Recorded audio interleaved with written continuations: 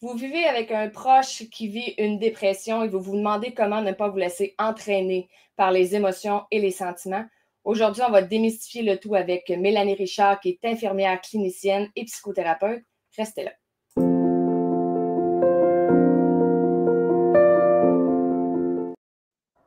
Mélanie, bonjour!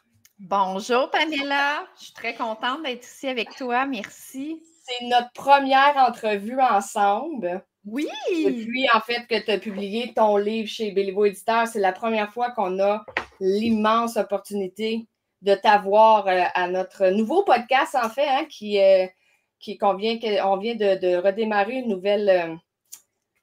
nouvelle visibilité, si on veut. Merci de prendre ce temps-là pour nous parler. Mais merci de me l'offrir. En fait, merci de m'offrir cette opportunité-là de pouvoir partager pour pouvoir aider et inspirer encore plus de gens. N'importe quand. Alors, Mélanie, tu as écrit en fait 2 livres. Un qui est Émerger de sa zone de confort, qui est d'ailleurs un best-seller.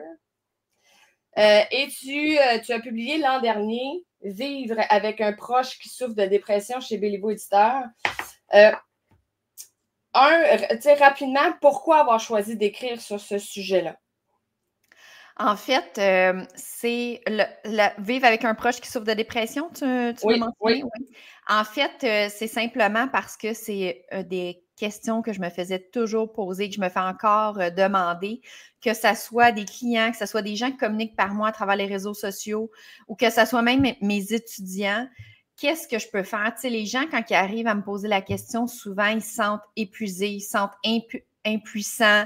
Des fois, il y en a qui sont en colère, sont comme je ne sais plus quoi faire ou il n'y a rien qui fonctionne. Donc, c'est vraiment une demande qui est là. Puis mon but, bien, c'est de partager, comme tous les livres, c'est toujours de partager le plus possible l'information pour pouvoir, de un, démystifier, en plus, pouvoir normaliser aussi, parce que c'est normal de se sentir impuissant, c'est normal parfois d'avoir de la colère. Donc, normaliser, mais aussi, surtout, nommer qu'est-ce qui est aidant, qu'est-ce qui ne l'est pas, parce que des fois, même moi, en tant que proche, quand c'est ma propre famille, mes amis, on fait des choses en pensant qu'on va aider, mais on n'aide pas la personne puis on ne s'aide pas soi-même parce que dans ce temps-là, ça nous prend beaucoup de temps, beaucoup d'énergie, mais aussi, bien, proposer en fait des pistes de réflexion, mais aussi des pistes de solutions, mais des actions concrètes, des choses qu'on peut faire pour soutenir notre proche qui vit une dépression, qui souffre de dépression présentement, mais aussi soi. Comment se préserver soi? Comment nous accompagner cette personne-là ou qu'on l'accompagne ou pas? Ça peut être quelqu'un de près ou de loin dans notre vie, mais que ça nous affecte, mais comment nous préserver à travers ça pour nous aussi ne pas glisser vers la dépression? C'est difficile. Je pense que tant qu'on ne l'a pas vécu, autant faire une dépression que de supporter quelqu'un qui en fait une ou qui en a déjà fait une, c'est difficile à comprendre. Je pense que les gens peuvent saisir, mais de là à dire « je comprends parfaitement ce que tu vis ». Et la fameuse réplique « mais retrousse-toi les manches puis lève-toi ». Ah, mon Dieu. Cette fameuse réplique-là, est-ce que je peux me permettre de dire qu'elle n'est sûrement pas dans tes astuces pour t'aider? Hein? Effectivement. Puis, c'est un réflexe normal. Puis, je tiens à spécifier, tu sais, oui, je suis l'experte dans le sens que je suis infirmière clinicienne en santé mentale, je suis psychothérapeute, j'ai une maîtrise, j'enseigne. Bon, oui, mais aussi, je suis aussi une humaine, puis je suis aussi quelqu'un qui a été le proche de quelqu'un qui a vécu une dépression, mais moi, à l'époque, c'était en tant qu'adolescente. Donc, lorsque j'avais 13 ans, ma mère a fait une dépression. Donc, oui, c'est de la théorie, oui, c'est de mon expertise, de ma pratique à travers mes clients, mais j'ai aussi vécu, mais en tant que proche, moi, je n'ai pas vécu la dépression. C'est sûr qu'en tant qu'ado, enfant, c'est pas la même chose qu'à l'âge adulte, mais quand même, ça donne une idée. Mais même à ça, je peux pas dire que je comprends vivre la dépression puisque j'en ai jamais vécu, mais tu sais, cette phrase-là que tu dis, « retrousse-toi les manches » ou des fois, on va dire, j'entends, puis on me dit, « ouais, mais voyons, juste à se donner un coup de pied dans, je m'excuse, dans le derrière, ou juste, voyons, à se motiver, ou c'est quoi, ou, tu sais, en fait, c'est une réaction normale parce qu'on comprend pas, tu sais, c'est pas quelque chose qui se voit, la dépression, c'est pas comme un bras cassé dans le plat de 30 ans de temps, ensuite, on fait de la physio, peu importe, des exercices et ça revient. La dépression, ça ne se voit pas, c'est à l'intérieur de soi, Donc, et les gens, souvent, lorsqu'ils mentionnent ça, c'est parce qu'ils se sentent impuissants puis ils essaient d'aider, mais malheureusement, ce n'est pas aidant puisque ça devient un jugement, puisque ce n'est pas...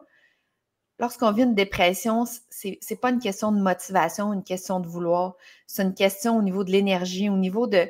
C'est comme si la dépression amène un voile noir, une lourdeur sur soi. Les gens, ils se reconnaissent plus. Dans les pensées, ça devient lourd, c'est négatif. Ils n'ont plus d'énergie, plus de motivation, plus de goût, plus d'intérêt pour des choses qui, normalement, leur procurent du plaisir. Donc, j'essaie de vous donner quelques éléments juste pour essayer de se mettre dans la tête, dans la peau de quelqu'un qui vit une dépression, là. C'est vraiment pas facile juste de se lever le matin. Puis c'est sûr qu'il y a des niveaux d'énergie, pas des niveaux d'énergie, des niveaux de degrés de dépression, mais quand même, ça va au-delà de se pousser. Et ce qui est, je suis contente que tu aies nommé cette phrase-là parce que quelqu'un qui vit une dépression a aussi des pensées dévalorisantes qui sont des fausses croyances. Et ces pensées dévalorisantes-là, ça va être parce que, en fait, les gens ne se reconnaissent plus, ils sont plus capables de rien faire, des choses banales là, qui normalement font. Là. Puis ça, c'est pas une question de faiblesse, là, la dépression, ça n'a pas du tout rapport. Eh bien, ils ne se reconnaissent plus, puis ils ont l'impression qu'ils ne servent plus à rien, qu'ils sont un fardeau pour les proches. Donc, de dire tu as juste à te pousser, ça vient concrétiser, ils finissent par croire davantage ces fausses croyances-là, alors que c'est pas vrai. C'est pas vrai qu'ils sont plus capables de rien faire. C'est simplement, c'est la dépression, c'est les symptômes de la dépression qui leur fait croire ça. C'est sûr qu'ils sont dans cet état-là, mais c'est possible de s'en sortir. Donc, c'est pas... C'est important parce que, tu sais, là, je trouve ça le fun parce que toi, tu as la vision de celle qui a supporté quelqu'un, puis là, moi, j'ai la vision de celle qui en a vécu une. Et tu sais, j'explique souvent aux gens, concernant la santé mentale, je vais y aller plus global, mais quand on en souffre, on ne devient pas aveugle. On connaît, tu sais, je pense que tout dépend là, de notre développement personnel, du niveau de développement personnel qu'on a, mais en dépression, on est très conscient qu'on ne fait rien.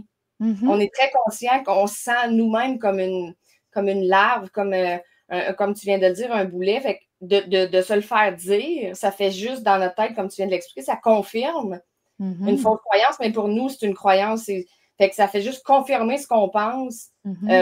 Puis en même temps, on se sent jugé. T'sais. On se dit, mon Dieu, je me juge tellement moi-même, puis là, il y a quelqu'un d'autre qui me juge. C'est sûr que c'est vrai. Quelles seraient les quelques astuces que tu pourrais te donner pour éviter à la personne qui supporte de ne pas sombrer, de ne pas se laisser emporter là-dedans tout en pensant à soi, parce que je pense que si on sombre là-dedans, c'est souvent parce qu'on donne tout à l'autre puis on prend plus soin de soi. Qu'est-ce que tu pourrais dire? En fait, avant de répondre à ta question, je veux juste te remercier, Pamela, parce que c'est précieux de partager son propre parcours. Ça aide à démystifier. Ça aide aussi parce que les gens qui nous écoutent, c'est encore en 2025, c'est encore stigmatisé. Il y a encore des jugements par rapport à la dépression. Et le plus rapidement qu'on en parle, qu'on va chercher de l'aide, puisque ça fait partie des symptômes, s'isoler de plus en plus. Donc, de plus qu'on s'isole, plus ça empire, moins qu'on fait de choses. Alors que c'est l'effet contraire, plus qu'on peut en parler, aller chercher de l'aide rapidement, moins qu'on sombre longtemps et en profondeur dans la dépression. Donc, merci de le partager pour pouvoir aider aussi les gens qui écoutent à voir non seulement d'en parler, mais aussi que c'est possible clairement de s'en sortir. Tu es un bel exemple, Pamela.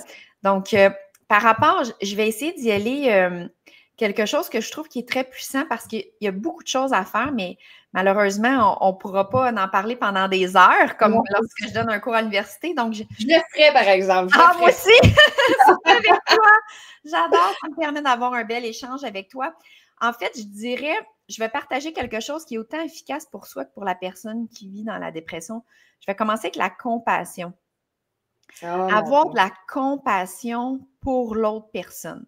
Lorsqu'on se met dans la compassion, je vais expliquer c'est quoi la compassion. C'est pas de faire pour l'autre. La compassion, pour moi, c'est de l'amour en action, je dirais. Je vais donner du détail. Là. De la compassion, c'est d'avoir une écoute. C'est ce que je fais en fait avec tous mes clients.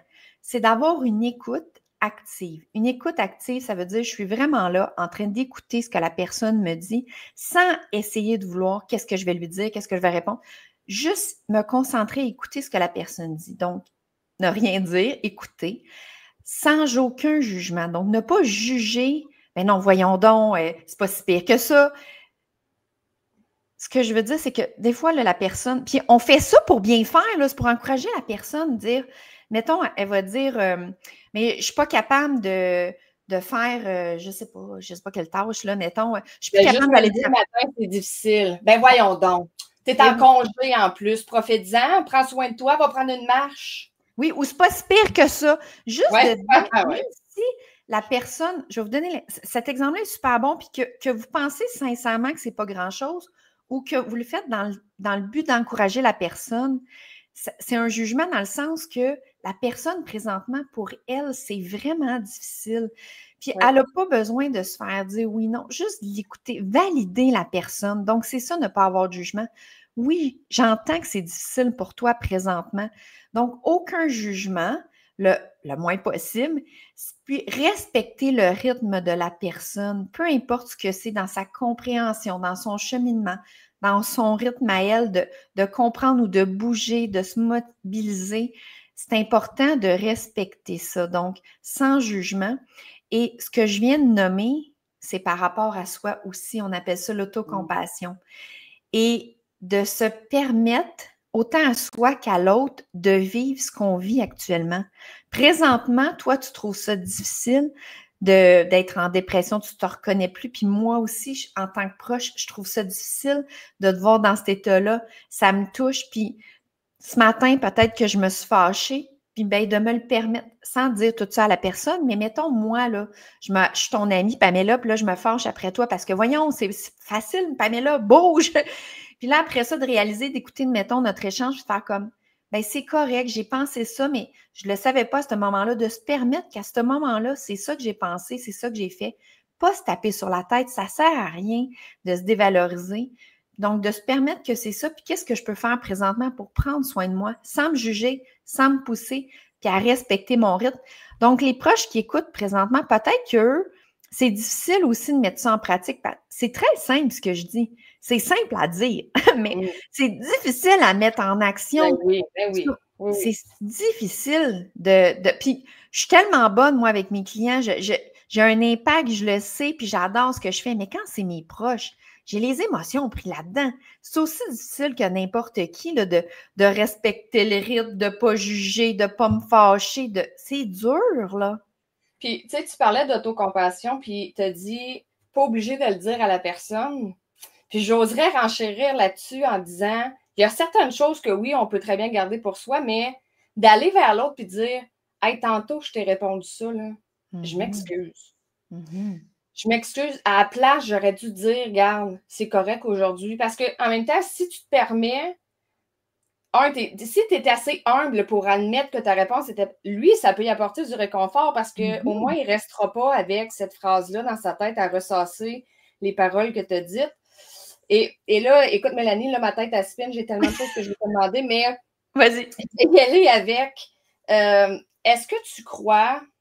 Et là, j'ai aucun jugement dans ma question.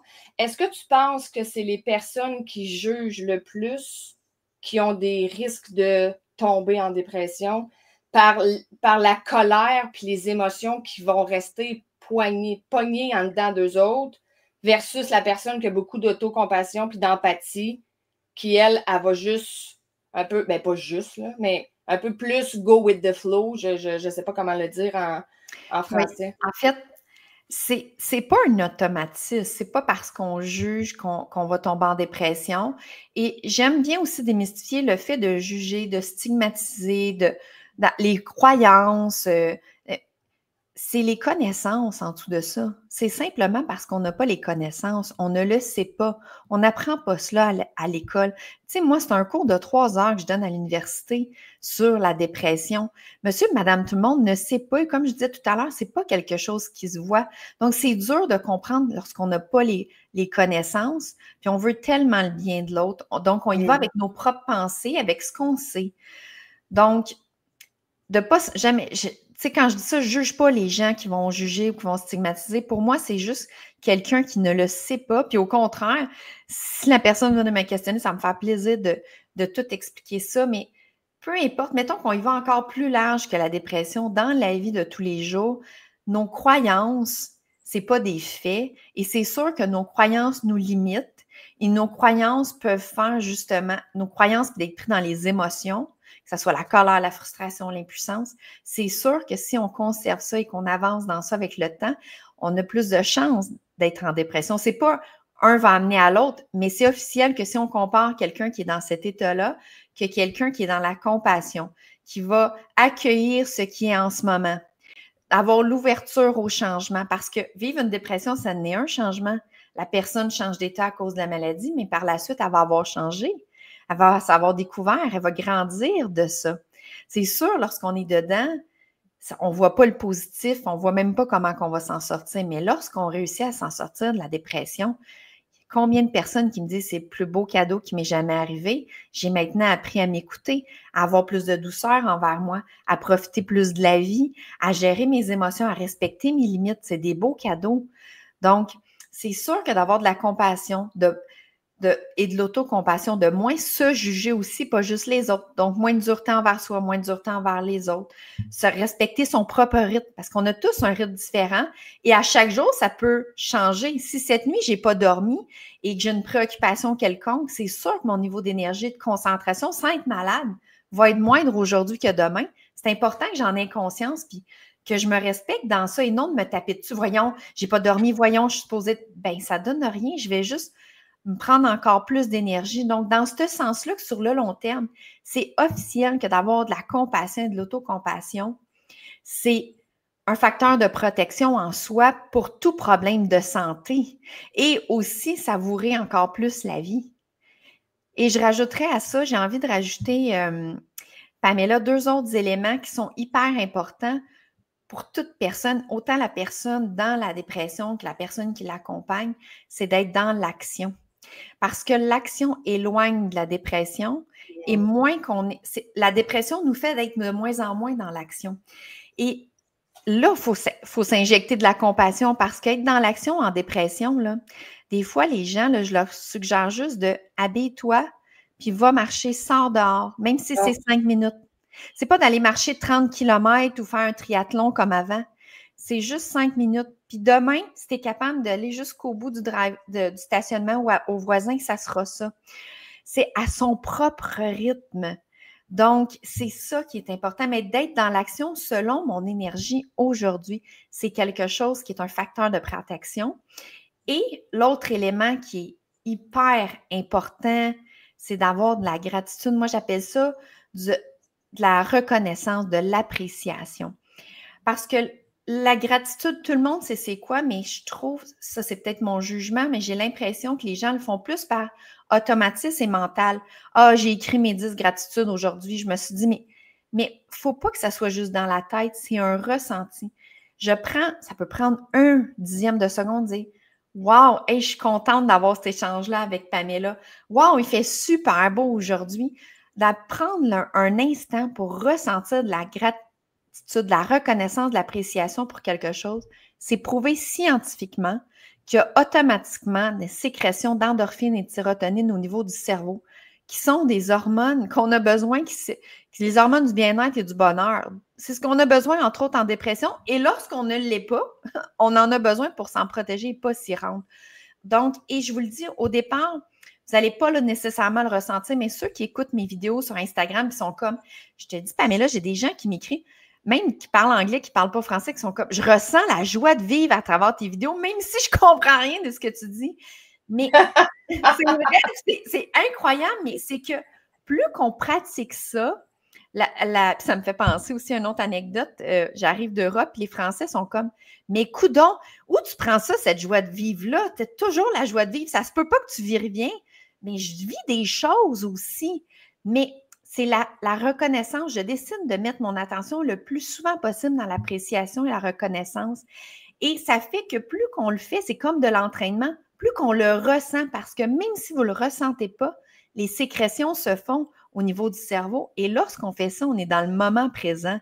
Donc, c'est un autre truc, en fait, pour pouvoir se protéger au niveau de préserver notre santé mentale, c'est d'être dans le moment présent.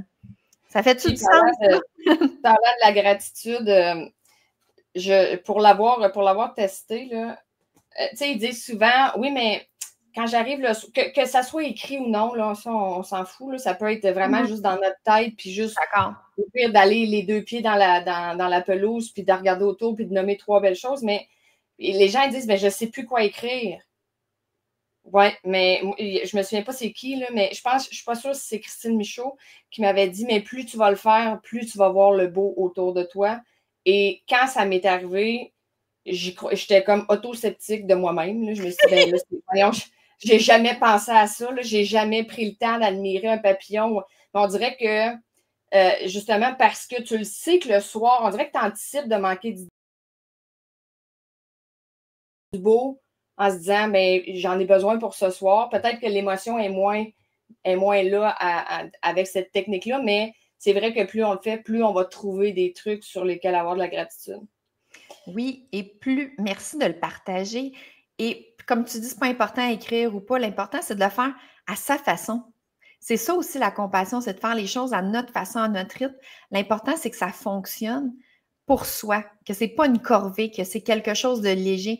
On ajoute de la légèreté, du plaisir, pas une tâche. Oui, c'est ça. Plus qu'on l'a pour des petites choses, autant comme hey, je suis chanceuse, je suis en santé, je suis chanceuse, je suis capable d'interagir avec toi aujourd'hui. Tu sais, plus qu'on.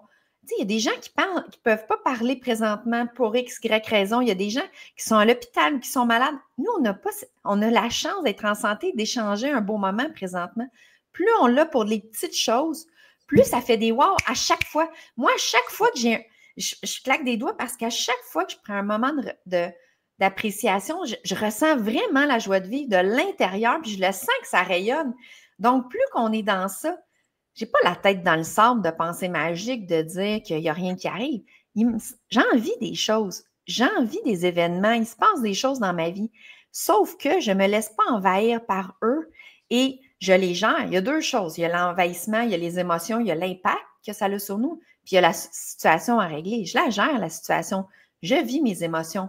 Mais après, je fais le choix d'être dans la joie, dans l'appréciation. Ça ne me donne rien d'être fâché, en colère ou de la peine toute la journée.